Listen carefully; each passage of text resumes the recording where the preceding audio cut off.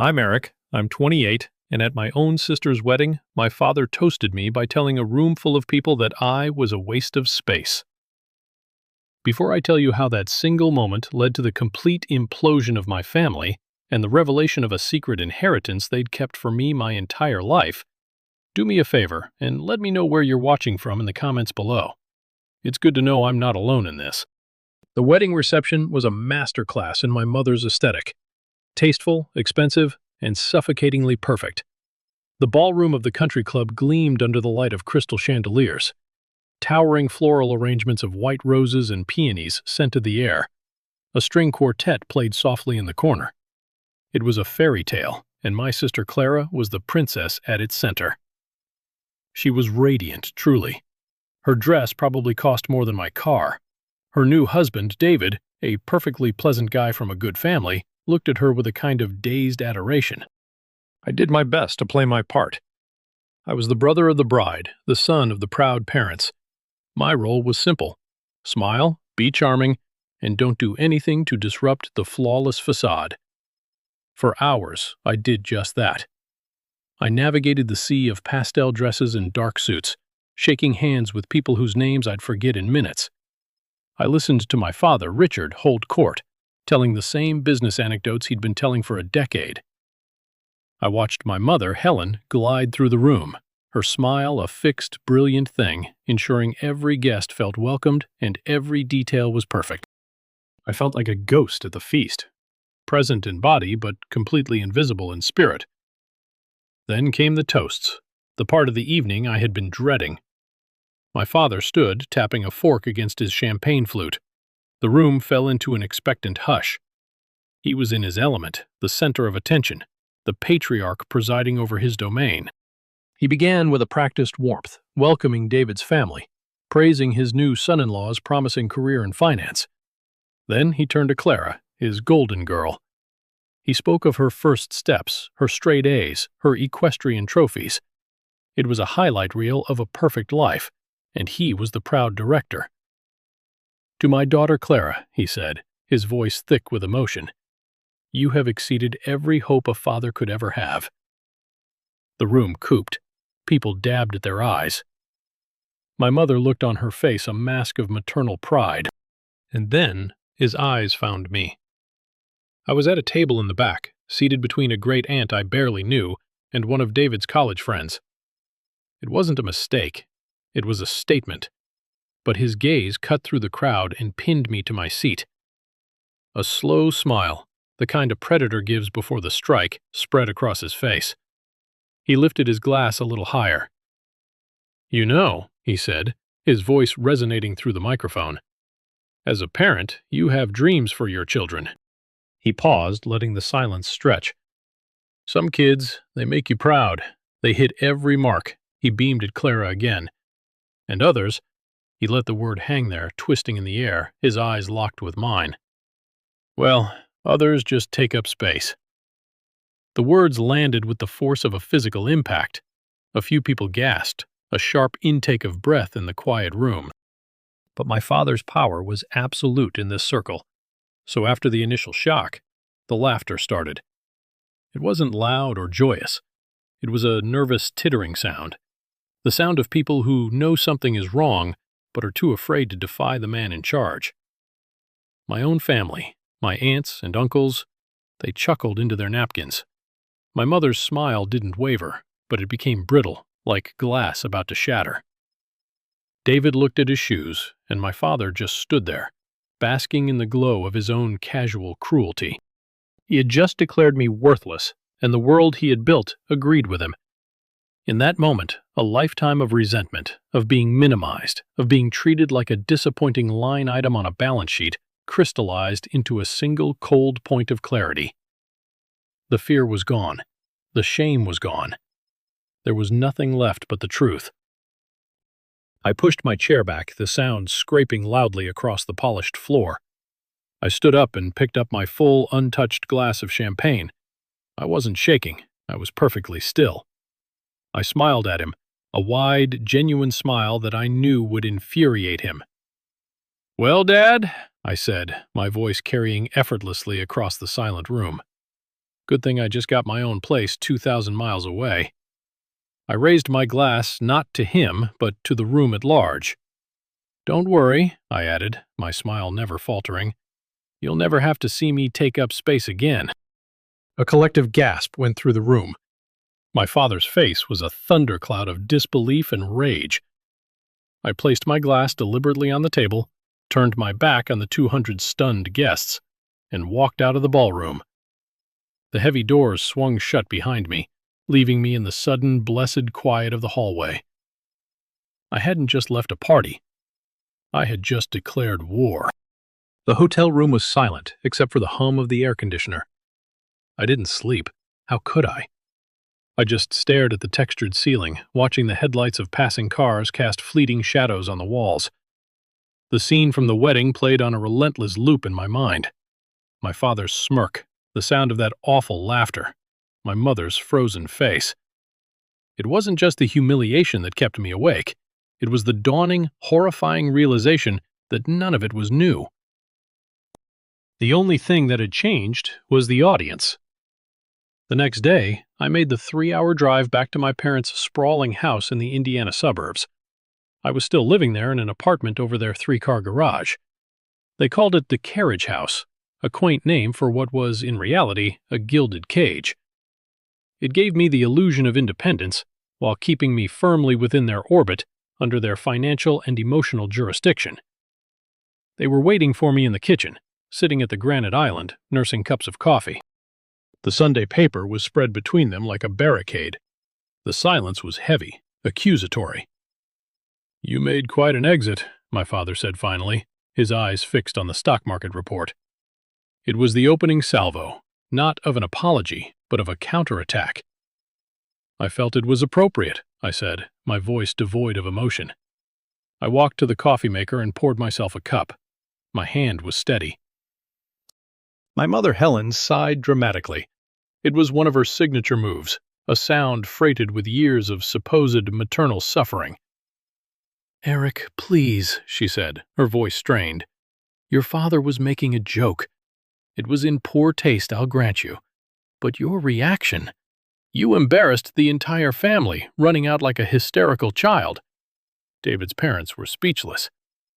"He called me a waste of space," I said, turning to face them. "He said it into a microphone. The only thing I find embarrassing is that you both seem to think that's acceptable." "Oh, don't be so dramatic," she snapped, her mask of concern slipping to reveal the hard impatience beneath. "That's your problem, Eric. You're too sensitive. You always have been. You twist things." My phone buzzed. A text from Clara, already on her honeymoon. A photo of 2 champagne glasses clinking against a sunset backdrop. "Having the most amazing time. Hope you're not too hungover." The casual cruelty of it, the complete denial of what had happened was breathtaking. I looked back at my parents, at their defensive postures, and their utter lack of remorse. And the past came rushing in, not as a series of isolated incidents, but as a clear, undeniable pattern. It was a system, a family economy where Clara was the blue-chip stock, always soaring, and I was the risky venture, always on the verge of failure. I remembered being 12 and starting a lawn mowing business in the neighborhood. I'd made flyers, saved up for a second-hand mower. I was proud. My father had pulled me aside and given me a lecture on the folly of manual labor and the importance of scalable ventures. A year later, when Clara started a dog walking service, he called her a young entrepreneur, invested in her business cards, and bragged about her gumption at dinner parties. I remembered the car crash versus the tuition. But there was more. Clara dropped out of her pre-med program after 2 years, deciding she wanted to study art history instead. My parents called it finding her passion and paid for a trip to Italy to inspire her. I changed my focus within the architecture program from commercial to residential design, a move that required a single extra semester. My father demanded a 10-page proposal outlining the career prospects and return on investment. Every victory of hers was celebrated. Every struggle of mine was a character flaw. I looked at my father, who was now glaring at me over the top of his newspaper. "If you want love," he told me 1,000 times in 1,000 different ways, "you have to earn it." I finally understood. Love in this house wasn't a right. It was a performance bonus. And I was perpetually failing to meet my quota. I'm done, I said, the words quiet but final. Done with what? My father sneered. Done with throwing a tantrum. Done with this? I said, gesturing around the perfect kitchen. Done with trying to earn something that you should have given me for free. I poured my coffee down the sink, turned, and walked out. I didn't go back to the carriage house. I went up to my childhood bedroom, a room that felt more like a museum of a boy they'd hoped I'd be. I opened my laptop and, on a blank screen, I created a new spreadsheet. The name I typed in the header was Oxygen. It was time to find my own air to breathe. For the next few weeks, a fragile, unspoken truce settled over the house. My parents treated me with a sort of cautious distance, like I was a wild animal that might bolt. They were giving me space to cool off, confident that I would eventually come to my senses and resume my role in the family hierarchy. They had no idea that I wasn't cooling off. I was planning. The Oxygen spreadsheet became my entire world. It was my secret project, my lifeline. I spent hours every night researching cities, comparing cost of living, scanning job boards for architecture firms. The list of potential destinations was a map to a new life. Denver with its mountains and thriving art scene. Austin with its vibrant creative energy. Seattle, a hub of innovation. Every city represented a possibility, a world away from the suffocating atmosphere of my parents' home. But a plan is just a dream without resources. The escape fund column was a glaring, taunting zero. My finances were a tangled mess, deliberately so. My main bank account was still linked to my parents, a holdover from my teenage years that they'd conveniently never encouraged me to change. I couldn't just withdraw a large sum without setting off alarm bells. I needed cash, and I needed it to be untraceable. That's when I started selling my life. I began with the small things, the remnants of my hobbies and past interests. I sold my old guitar, my collection of graphic novels, a vintage camera. I used online marketplaces, arranging for cash pickups in public places. I opened a new bank account at a small credit union in a neighboring state, a digital fortress where I could stash my growing fund. Each deposit, whether it was $50 or $200, felt like a victory. Soon I ran out of the easy things. I had to go deeper. I had to start selling the things that were tied to them, the artifacts of my gilded cage. There was a set of first edition classic novels bound in dark green leather that they had given me for my high school graduation. They sat on my shelf looking impressive, a symbol of the intellectual son they wanted. I'd never even read them.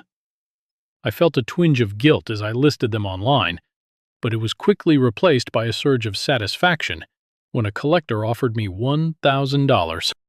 The hardest was the watch, a beautiful, slim Omega DeVille from the 1960s. It had belonged to my grandfather, my mother's father, a kind, quiet man who had always made me feel seen. He'd left it to me in his will, but my father had insisted on keeping it in his safe for safekeeping until I was mature enough. He'd presented it to me on my 25th birthday with a grand speech about family legacy. But wearing it didn't make me feel connected to my grandfather. It made me feel branded by my father. Selling it felt like a betrayal of one man and a liberation from another. A dealer in Chicago bought it for just over $3,000. The money felt heavy in my account, but my wrist felt incredibly light. One afternoon, my mother came into the carriage house unannounced, using her own key. It was a common power move. She found me wrapping the leather-bound books in bubble wrap. "What are you doing with those?" she asked, her voice sharp with suspicion. "Selling them?" I said calmly, not looking up. "I need the cash." "Selling them? Eric, we gave you those. They're heirlooms. They're books, Mom," I said, taping the box shut. "And they're mine to sell." She stared at me, her mind clearly racing, trying to understand this new, defiant version of her son. She saw the empty space on my bookshelf, and I could see the suspicion hardening in her eyes. "You're up to something," she said, her voice low. "I'm just cleaning house," I replied, meeting her gaze. She left without another word, but I knew she was rattled. The walls were closing in. I had to move faster. That night, I called my best friend, Mark. He was a software engineer in California and the only person on Earth who truly understood my family. "They're catching on," I told him, pacing my small apartment. "Mom saw me packing up some stuff to sell. She's suspicious." "Of course she is," Mark said, his voice grim. "Control freaks have a sixth sense for when they're losing control. You need to get out, man, sooner rather than later." "What's the fund at?" "Almost 7,000. I said, "It's not enough to last long, but it's enough to go." "Then go," he urged. "Pick a city, pack a bag, and go. We'll figure out the rest later." His certainty was a balm to my frayed nerves. He made it sound so simple. Maybe it was. Maybe the hardest part was just making the decision. After we hung up, I opened the spreadsheet. I looked at the list of cities, the dozens of job listings I had saved. It was time to stop planning and start doing. It was time to launch the message in a bottle. The phone call came a week later, on a quiet Wednesday evening. It was my father. My stomach immediately clenched. He rarely called my cell phone. He preferred to summon me to the main house. A direct call meant something was different. His voice, when he spoke, was unnervingly gentle. It was his major client voice, the one he used to soothe ruffled feathers or close a deal. It was a weapon, and it was aimed directly at me. "Eric, son, how are you?" "I'm fine, Dad," I said, keeping my own voice flat and non-committal. "Good, good," he said, a little too heartily. "Listen, your mother and I were talking. We feel that perhaps we've been a bit hard on you." I almost dropped the phone.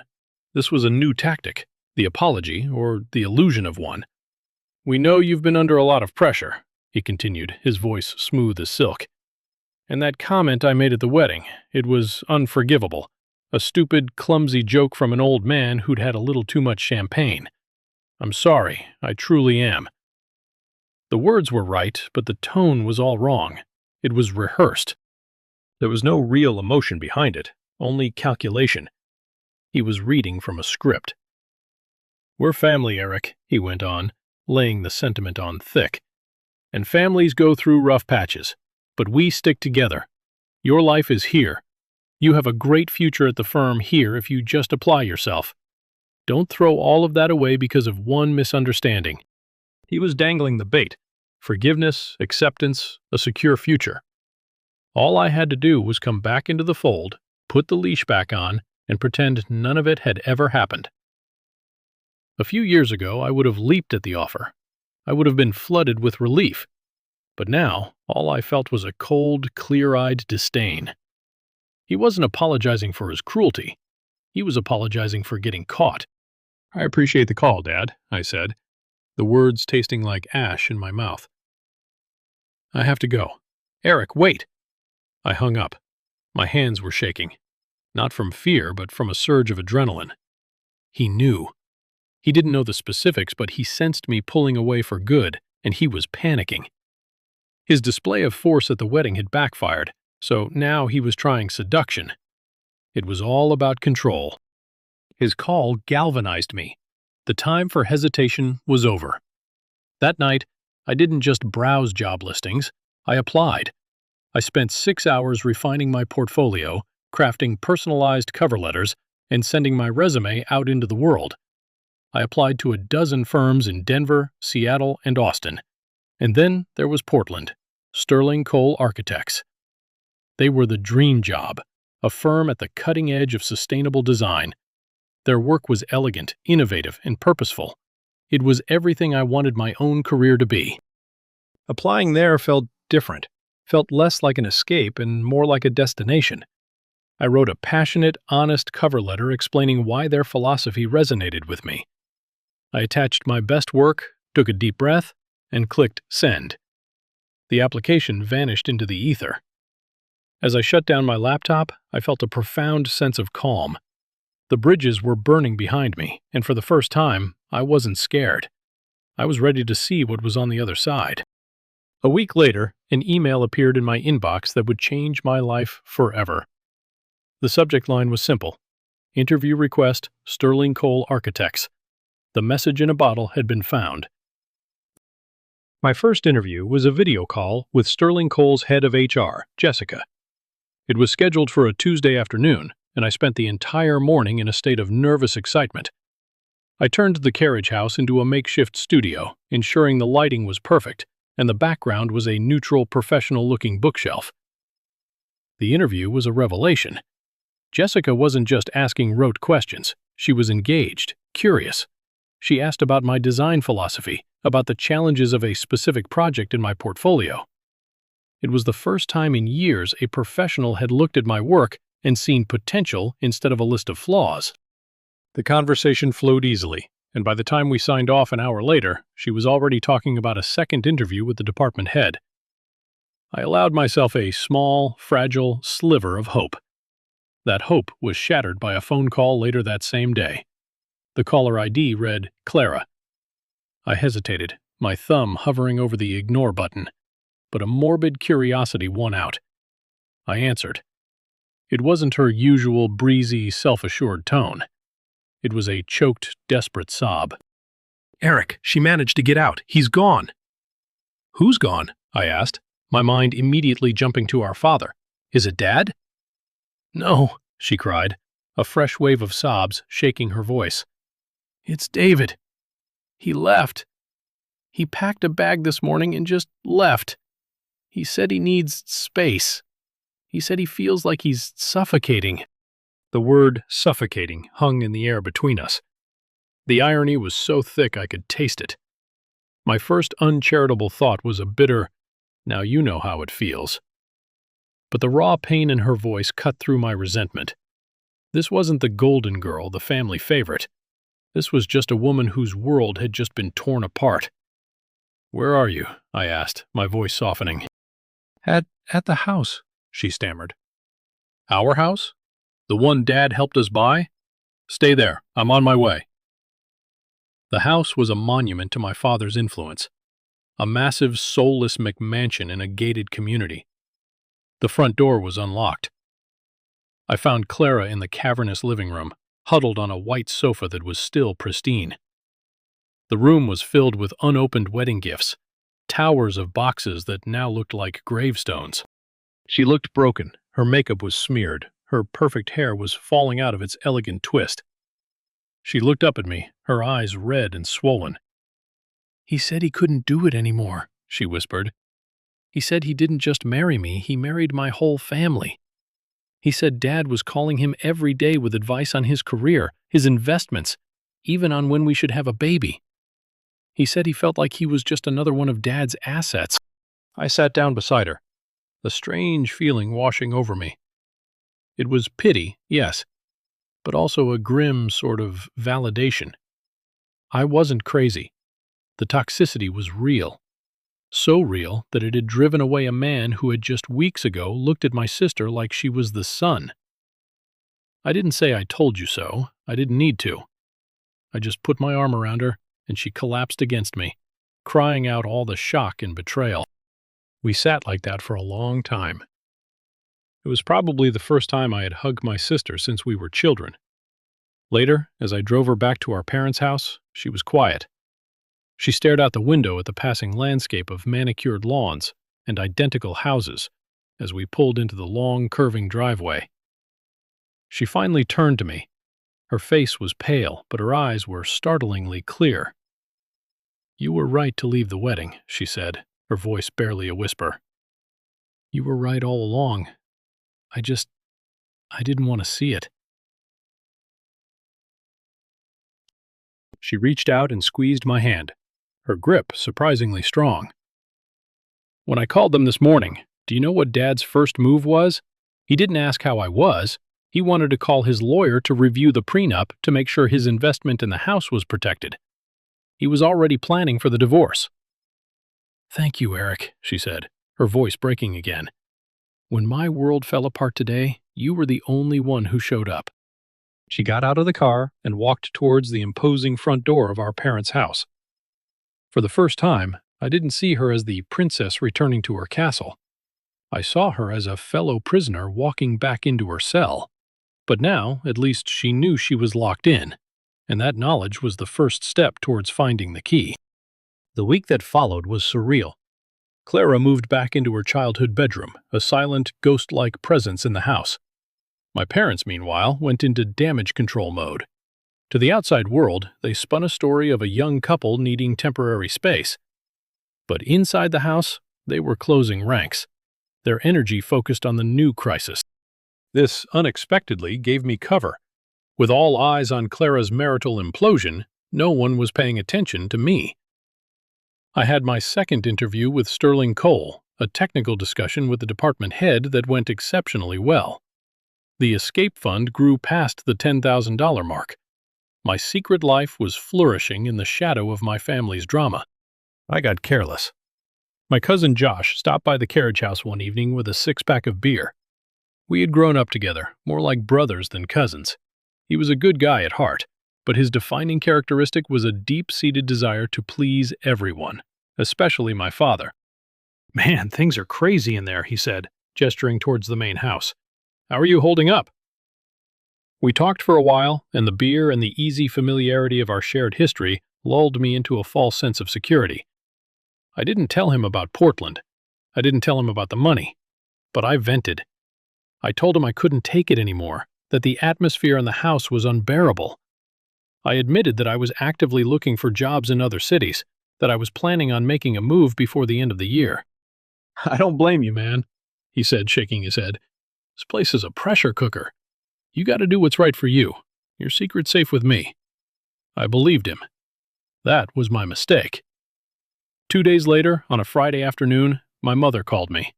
Her voice was dripping with a manufactured sweetness that immediately set my alarms ringing. "Eric, dear," she cooed, "I was just thinking, with everything poor Clara is going through, we haven't had a proper family dinner in ages. It would do us all a world of good to come together. I'm making my special beef brisket this Sunday, just the family." My blood turned to ice. Just the family. It wasn't an invitation. It was a summons. Josh had talked. He must have mentioned my plans to his mother. My Dick Carroll, the family's chief gossip and my mother's most loyal lieutenant. And now the trap was being set. They were planning an intervention, a united front designed to crush my little rebellion before it could get off the ground. My first instinct was to make an excuse to claim I was sick, to hide. But I was tired of hiding. I thought of the interview, of the escape fund, of the life that was waiting for me. I was so close. I couldn't falter now. "You know what, Mom?" I said, forcing a cheerful tone into my voice. "That sounds wonderful. I wouldn't miss it. If they wanted a war, I'd bring the battle to them. But I wouldn't be walking in unprepared." After I hung up the phone, I walked over to the main house. The study was empty. I sat down at the family computer, my heart pounding in my chest. I opened the web browser and clicked on the history. My breath caught in my throat. There, in a list of recent searches under my mother's login, was everything I needed to know. How to read emails on a shared Wi-Fi network. Signs your child is planning to move away. Top architecture firms in Portland, Oregon. The betrayal was so cold, so absolute, it felt like a physical blow. She hadn't just heard a rumor. She had been actively spying on me. She had violated my privacy, treating me not as a son, but as a problem to be managed and contained. Any lingering hope I had for a peaceful resolution, for a shred of understanding, died in that moment. This wasn't a family. It was a regime. And I was the dissident they were about to purge. For a few minutes, I just sat there staring at the screen, a white-hot rage building in my chest. I wanted to storm into the living room and confront her, to scream and shout and throw the evidence of her betrayal in her face. But I didn't. An explosion was what they wanted. It would fit their narrative perfectly. Eric, the dramatic, sensitive, unstable one, flying off the handle again. It would give them the moral high ground. They could shake their heads with pity and tell each other they were right to be worried. No, I wouldn't give them the satisfaction. I would be cold. I would be strategic. I would use their own tactics against them. I had one more interview with Sterling Cole, a final call with the CEO, Marcus Sterling himself, scheduled for the following Monday. This Sunday dinner was their preemptive strike designed to break me down and force me to cancel that call. I took a breath, my mind racing. I couldn't just wait for their ambush. I needed a countermove. I needed my own element of surprise. It was a wild, desperate idea, the kind of thing you see in movies. But my life had started to feel like a poorly written drama. Anyway, what did I have to lose? I found Marcus Sterling's email address on the firm's website. My hands were slick with sweat as I composed the message. I rewrote it a dozen times, trying to strike the perfect balance between professional and candid. Urgent, but not unhinged. Subject: acknowledgement and question regarding my final interview. Eric, last name. Dear Mr. Sterling, I am writing to express my profound gratitude for the opportunity to interview with you this coming Monday. My conversations with Jessica and the department head have only solidified my belief that Sterling Cole is where I hope to build my career. I must, however, broach a delicate and unusual subject. I am currently in a highly contentious family situation. My decision to seek opportunities outside of my hometown is being met with significant resistance from my father, who also happens to be my current employer in a less formal sense. He views this move not as a career advancement, but as a personal betrayal. They have discovered my intentions through invasive means. I'm sorry to say, and have scheduled a family dinner for this Sunday evening. I have every reason to believe this is an orchestrated intervention designed to pressure me into abandoning this opportunity. It will be a high-stakes encounter, essentially a hearing to determine the future of my own life. This brings me to my unorthodox request. The outcome of my interview with you is not just a professional matter for me. It is the fulcrum on which my personal freedom rests. Having a definitive answer from you, whether it's a yes or a no, would provide me with the leverage I desperately need to navigate this confrontation. Would you, by any chance, be available for a brief, prearranged video call on Sunday evening, around 7:30 p.m.? I am acutely aware of how unusual this is. If it is impossible, I completely understand and look forward to our scheduled call on Monday. But in this unique circumstance, information is power, and your answer holds the key. Thank you for your consideration. Sincerely, Eric. I stared at the send button for a full minute, my heart hammering against my ribs. This could backfire spectacularly. Mr. Sterling could see me as a liability, a drama magnet, and cancel the interview altogether. But the alternative, walking into that dinner powerless, was worse. I clicked send. The next 48 hours were an exercise in controlled panic. I went about my routine, exchanging tense but polite nods with my parents. All the while, I was refreshing my inbox every 5 minutes. Nothing on Friday, nothing on Saturday. By Sunday morning, a grim certainty had settled in. He wasn't going to reply. I had overplayed my hand. I was on my own. I spent the day preparing for battle. I went for a long run, pushing myself until my lungs burned, trying to convert my anxiety into physical exhaustion. I showered and dressed with care, choosing a dark, simple shirt and trousers. Armor to 5 p.m. My phone chimed, an email. My hands shook as I opened it. Subject: acknowledgement and question. Eric, your candor is appreciated. I've been in business a long time. I understand high-stakes negotiations both in the boardroom and at the dinner table. Leverage is everything. 7:30 p.m. Sharp works for me. I'll have your answer then. Make sure your phone is charged. Regards. A tidal wave of relief washed over me, so intense it almost buckled my knees. He got it. He actually got it. I didn't know if the news would be good or bad, but it didn't matter. I wasn't walking into the lion's den empty-handed anymore. I had a secret weapon. I looked at myself in the mirror. The fear and uncertainty were gone, replaced by a cold, hard resolve. Let the games begin, I whispered. The walk from the carriage house to the main house was the longest 50 yards of my life. Every step felt deliberate final. When I opened the back door and stepped into the kitchen, the scene was exactly as I had pictured it. It was an ambush disguised as a family dinner. My mother, Helen, turned from the stove, her face arranged in a mask of loving concern. "Eric, darling, you're just in time. We were about to open a wonderful bottle of Cabernet." Her voice was too bright, too cheerful. My father, Richard, was by the fireplace in the adjoining great room, swirling a glass of scotch. He gave me a curt nod. "Eric, glad you could make it." It was the tone he used for a subordinate who was late to a meeting. And there, perched on a loveseat, was my Aunt DeCarroll. She was my mother's younger sister and her most trusted enforcer. She smiled at me, a thin, pitying expression. "Eric, sweetheart, we've all been so worried sick about you." Clara was the only one who looked genuinely uncomfortable. She was curled in an oversized armchair, staring into the fire. She looked up as I came in, her eyes wide and pleading as if to say, "Don't do this, just give in." They spent the next 30 minutes trying to pretend this was normal.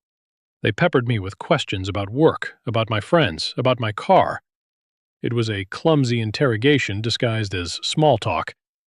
Each question was a little probe designed to find a weakness. I gave them nothing. I answered in short, polite, non-committal sentences. I was a gray rock. My calmness was my shield, and I could feel it unnerving them. They had prepared for a fight, for an emotional outburst. They didn't know what to do with this quiet, detached stranger. We sat down at the dining room table, a battlefield set with my mother's best china and silver. My father took his place at the head of the table, the seat of judgment. He began to carve the beef brisket, the long, sharp knife glinting under the chandelier. The symbolism was not lost on me. He cleared his throat. The pleasantries were over. "Eric," he began, his voice a low, serious rumble. "We need to talk. This behavior of yours since the wedding has us all deeply concerned. You've been pulling away." My mother chimed in, her voice trembling artfully. "You've been angry, secretive. We're your family. We just want to help.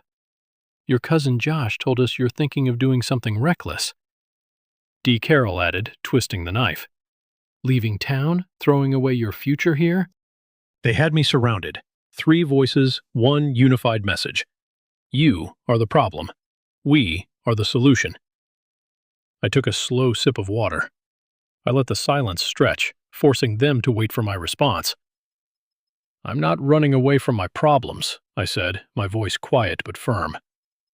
"I'm walking towards my future," my father scoffed, placing the carving knife down with a clatter. "What future? You have a career path here. You have a family that, despite your recent attitude, loves you and supports you. What could you possibly find in some strange city that you don't have here?" "Respect?" I said simply. The word dropped onto the table like a stone. "Respect," he repeated, his voice rising in disbelief. "We gave you everything. A home, an Ivy League education, a life other kids would kill for. We funded your college expenses when your grades slipped, and you talk to us about respect." "Don't turn this into another one of your rebellions, Eric," my mother pleaded, her eyes welling with tears. It was a masterful performance. "You've always been so dramatic, making mountains out of molehills." "A molehill?" I asked, looking her directly in the eye. "Is that what you call publicly humiliating your son? Is that what you call spying on his private emails? Are those molehills to you, Mom?" The color drained from her face. D. Carroll gasped. My father's eyes narrowed into slits. The pretense was over. The battle had begun. "You've always been cruel," I said, my voice no longer quiet. It was clear and sharp and echoed in the suddenly silent room. "Both of you. The only difference is that Dad does it with a hammer and Mom does it with a smile." "How dare you speak to your mother that way?" my father growled, his hand clenching into a fist on the tablecloth. "I dare," I said, leaning forward, "because you left me with nothing to lose." I glanced at the ornate grandfather clock in the corner of the room. Its long golden pendulum swung back and forth, methodical, relentless. 7:24 p.m. The air in the room was electric, vibrating with years of unspoken anger and resentment. My father looked like he was about to launch himself across the table. My mother was pale with shock. Clara was staring at me as if she'd never seen me before. They thought this was the climax. They thought this was the moment they would break me. They had no idea it was just the overture. The real show was about to start. Nothing to lose. My father roared, his voice bouncing off the high ceilings. He laughed, a harsh, ugly sound. You have everything to lose, and you're too naive to even see it. You live under my roof. You work at a firm where my name opens doors for you. You are where you are because of me. No, I said, my voice cutting through his tirade like a surgeon's scalpel. I am where I am in spite of you. Every success I've had to fight for tooth and nail against your constant criticism and your condescending help. You don't open doors for me, Dad. You stand in the doorway. I turned my gaze to my mother, who was now staring at her plate, unable to meet my eyes. And you, Mom, you talk about love and family, but you went through my private computer. You snooped through my emails. Tell me what part of that is love? What part of that isn't a complete and total violation? She looked up, her face a mess of defensive tears. I was worried, she cried. I saw you selling your things. I heard you were planning to run away. A mother has a right to know if her child is in trouble. I'm not a child, I shot back, my voice rising. I am a 28-year-old man, and you weren't worried. You were gathering intelligence for him, I said, jabbing a finger towards my father. You're not his wife, you're his accomplice. You smooth things over, you manage his messes, you make his cruelty palatable. You are the velvet glove on his iron fist. December Carol gasped theatrically. Eric, that's a monstrous thing to say. Is it? I challenged, my eye sweeping the table. Is it more monstrous than what was said at the wedding? Is it more monstrous than a father hiding a secret inheritance from his son for a decade? I hadn't meant to say that last part, it just slipped out. A stray thought from my desperate email to Mr. Sterling, but I let it hang in the air. My father froze for a split second. A flicker of pure, unadulterated panic crossed his face before he masked it with rage. What are you babbling about now? More of your dramatic fantasies? But I saw it, that flicker. It was real. The whole dynamic of the room had shifted. The focus was no longer on my supposed rebellion. It was on him. Clara was frowning, looking from me to our father, a question dawning in her eyes. This is what this has always been about. I pressed on, my voice dropping to a low, intense pitch. It's about control. You need to control everything and everyone. Clara is the perfect daughter because she does exactly what you want. She is a reflection of your success. But I was never as malleable. I had my own ideas, my own dreams, and that scared you because a son you can't control is a son you can't own. I own you, he hissed, the words slipping out, a raw and honest admission. After every dollar I have spent on you, you're damn right I do. It was the ugliest thing he had ever said, and the most truthful. He saw me as a piece of property, a poorly performing asset he was trying to whip into shape. The grandfather clock began to chime. 7:30, right on cue. My phone, which I had placed face down on the table, began to vibrate. The screen lit up. I let it ring a second time, enjoying the confused look on my father's face. Then I calmly picked it up. I accepted the video call and propped the phone against a water goblet, the screen facing the head of the table. I hit the speaker button. The distinguished, composed face of Marcus Sterling filled the screen. Good evening, Eric, he said, his voice calm and authoritative. I hope I'm not interrupting dinner. Not at all, Mr. Sterling, I replied, a slow, cold smile spreading across my face. You're right on time. My father stared at the screen, his face a mask of confusion and fury.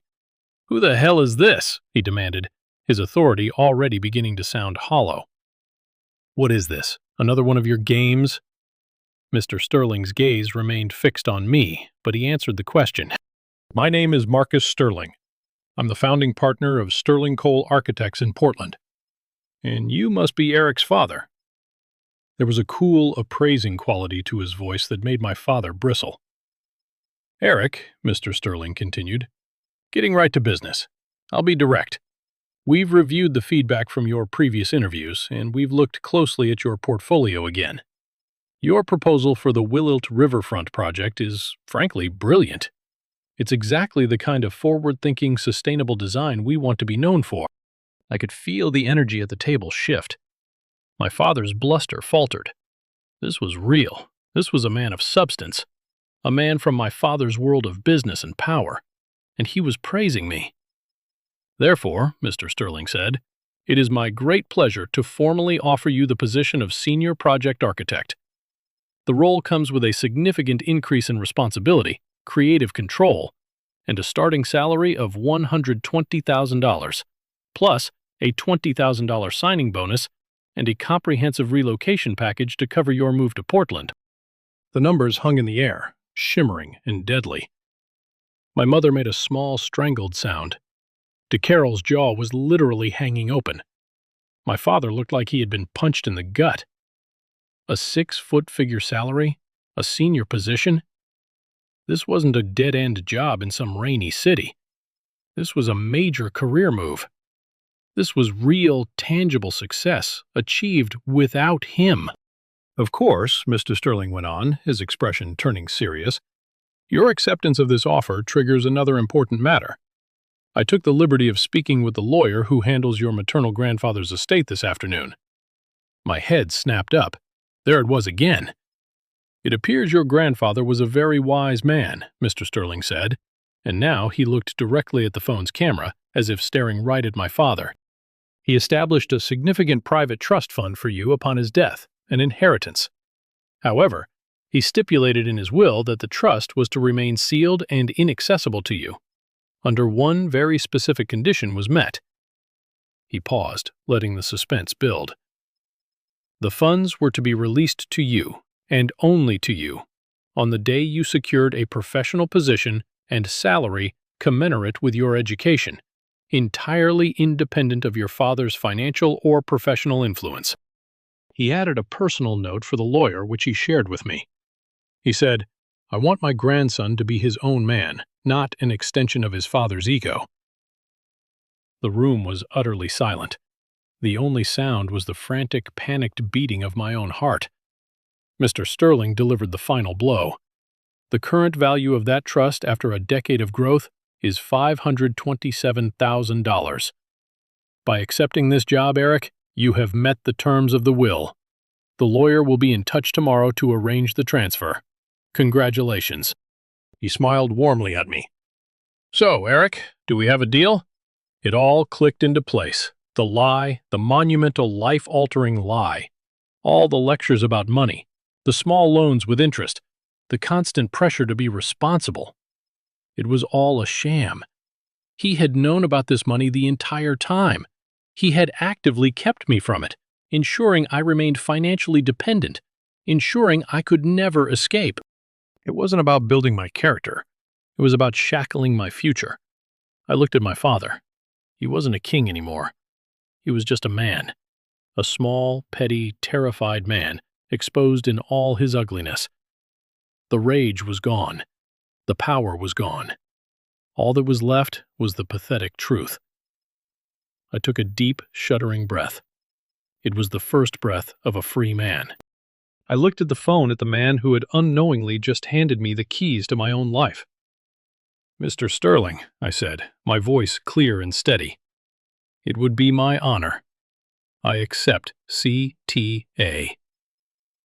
This was the moment that changed everything. The moment I finally took back control of my own life. Thank you for sticking with me to this point. You guys are amazing. If you could please help me out by liking this video and commenting the number 1 down below, just so I know you've been on this journey with me. It doesn't just help more people find this story, it lets me know that my experiences mean something to someone out there. Your support is the biggest motivation for me to continue sharing the rest of this journey. Mr. Sterling said his goodbyes, and the screen went black. leaving only the reflection of the devastated faces around the table. The silence that followed was a living thing. It was heavier than grief, deeper than shock. It was the sound of a world ending. I stood up slowly, my chair making a soft scraping sound on the rug. I felt strangely weightless, as if a physical burden I hadn't known I was carrying had just been lifted from my shoulders. My father was a statue. He stared at the dark screen of my phone, his face the color of ash. The formidable patriarch, the man whose moods had dictated the emotional weather of my entire life, was gone. In his place was a hollowed-out old man, shipwrecked on the shores of his own deceit. He had built his kingdom on a foundation of lies, and a single phone call had brought the whole rotten structure crashing down. I walked around the table to where my mother was sitting. She was weeping, but not in her usual performative way. These were the silent, ragged tears of true despair. Her manipulations had failed. Her deceptions were exposed. Her entire world, the perfect family she had worked so tirelessly to present to the world, was a smoking ruin. I didn't feel anger towards her anymore. I didn't feel anything at all. It was like looking at a stranger. "I hope you find some peace, Mom," I said, the words coming out quieter than I intended. I looked at Clara. She was staring at our father, and for the first time I saw not a trace of daughterly affection in her eyes. I saw a horrified disillusionment. She was seeing him for what he was, not the strong, protective father of her childhood, but a petty tyrant who would sabotage his own son to maintain control. Our eyes met, and in that shared glance, a lifetime of rivalry and resentment dissolved. I saw a flicker of shame, of apology, and of a dawning terrible understanding. I gave her a single brief nod. It was enough. I turned and walked out of the dining room. I didn't look back. I walked through the cavernous great room, past the family portraits on the wall that all seemed like lies now. My hand was on the front doorknob when his voice came from behind me. A hoarse, broken croak. "Eric, don't you walk away from this family." It wasn't a command. It was a plea. The last desperate gasp of a drowning man. I turned slowly, my hand still on the cold brass knob. I looked back down the long hallway to the dining room, where he was still sitting at the head of the table, a king in a kingdom of ashes. "I'm not walking away from the family, Dad," I said, my voice even and clear. There was never a family to walk away from. There was just a business. And I quit.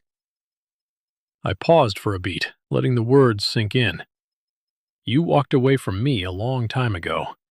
You just did it so slowly, with so many lectures and so many hollow apologies, that it took me 28 years to finally see you go. I opened the door and stepped out into the cool, damp Indiana night.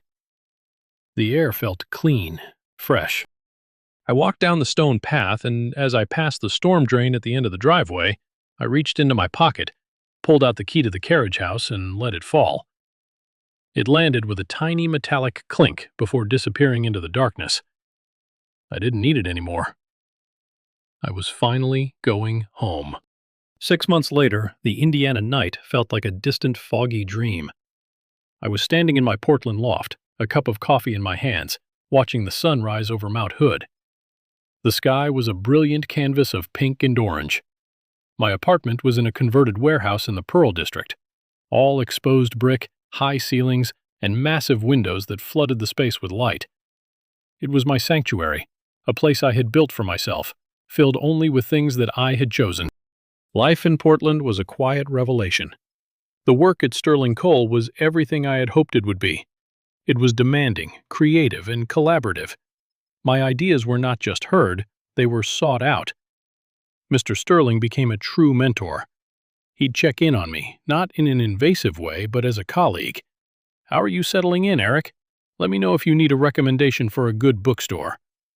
He saw me as a person, not just an employee. It was a radical concept. The promotion to lead architect on the waterfront project was made official, and the responsibility was both terrifying and exhilarating. I was finally doing the work I was meant to do. The inheritance was the trickiest part to navigate. It sat in my bank account for weeks, a huge, intimidating number that felt like it belonged to someone else. It was tainted by the lie. I knew I needed professional advice. So I found a lawyer, a sharp woman named Miss Albright, to help me set up a proper financial plan. We created a diversified investment portfolio, established a retirement fund, and set aside a portion for a future down payment on a house.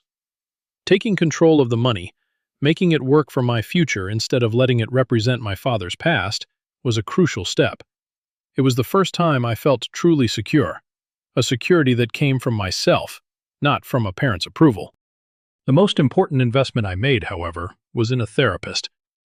Dr. Sharma's office was a calm, quiet space where I could finally start to dismantle the complex architecture of my own trauma. We worked through the years of emotional neglect, the constant gaslighting, the insidious effects of being the family scapegoat. Your father's primary tool was to make you doubt your own reality, she explained in one session. He would do something cruel, and then he and your mother would tell you that you were too sensitive or dramatic for reacting to it. Over time, that teaches you to stop trusting your own feelings. It was like she had switched on a light in a dark room I'd been stumbling around in my whole life. The work was hard. Some days, I would leave her office feeling raw and exhausted. But with each session, I felt a little stronger, a little more whole. I was learning to trust myself again. I was learning that my feelings were valid. I was learning, as she put it, to finally take up my own space in the world. I made friends, a few colleagues from work, people I met at a local climbing gym. They were simple, easy friendships built on shared interests, not on a complex web of obligation and history. For the first time, I felt like just Eric, not Richard's son, not Clara's brother, just me. And it was more than enough. I had blocked their numbers, all of them, my father, my mother, my aunt. The silence was a necessary part of my healing. I needed to create a space that was free of their influence, their apologies, their demands. So when an unknown number from an Illinois area code flashed on my screen one evening, my instinct was to ignore it. But something made me answer. Hello? A hesitant voice on the other end. Eric, it's me. It's Clara. I was silent for a moment. 100 different emotions swirling inside me. How did you get this number, Mark? She said quickly. I tracked him down. I begged him. He said he would only give it to me if I swore I wasn't calling as their ambassador. I'm not Eric, I swear. This is just me. I leaned back against my kitchen counter, bracing myself. What do you want, Clara? I needed to say I'm sorry, she said, her voice thick with emotion. For everything. For my entire life. For being so blind. For standing by and watching. And for being part of the system that was hurting you. I was so comfortable being the golden girl that I never let myself see the cost of it. And you were the cost, Eric. It was the apology I had never known I needed. It was simple, unadorned with excuses, and it cracked something open inside me. I left too, she said, a fragile note of pride in her voice. I moved to Chicago. The divorce from David is final. It was amicable. He's a good person. He just couldn't live in that prison with me. I have a tiny apartment and a job I love, working for a nonprofit that builds community gardens. It's the first thing I've ever done that Dad didn't approve of. I was speechless. Clara, the princess, was out in the real world getting her hands dirty. What? What about them? I finally asked. She let out a long, heavy sigh. It's not good. The whole structure has collapsed. Without you to blame and me to praise, they've just imploded. Dad tried to control my divorce, tried to dictate the terms to the lawyer, and I fired him from my life. I told him he had no say. He hasn't spoken to me since. Mom just calls and cries, asking me when I'm coming home, when we can all be a family again. She doesn't get it. She'll never get that that wasn't a family. I asked her about the inheritance. Clara continued, her voice dropping lower. I cornered her. I demanded the truth. And she told me it was fear, Eric. All of it. Dad's own father abandoned him and his mother when he was a kid. They were poor. They struggled for everything. His entire life has been a desperate attempt to build a fortress of money and control so he would never be abandoned again. He was so terrified you would leave him that he did everything he could to make it impossible for you to go. It doesn't excuse it, she said, her voice hardening. It doesn't forgive a decade of lies. But it's the reason. He crippled you because he was scared. And that's the saddest, most pathetic thing I've ever heard. We talked for another hour. We talked about our childhoods, seeing them now with clear eyes. We talked about our futures. It wasn't the conversation of a golden child and a scapegoat. It was the conversation of two survivors finding their way out of the same wreckage. It's been a year now. A year since I walked out of that house and into my own life. I'm standing by my window, looking out at the glittering lights of Portland. The city is alive, humming with an energy that feels like possibility. My life is quiet, and I've come to cherish that quiet. It's the quiet of peace, not the quiet of tension. It's the sound of a life lived on my own terms.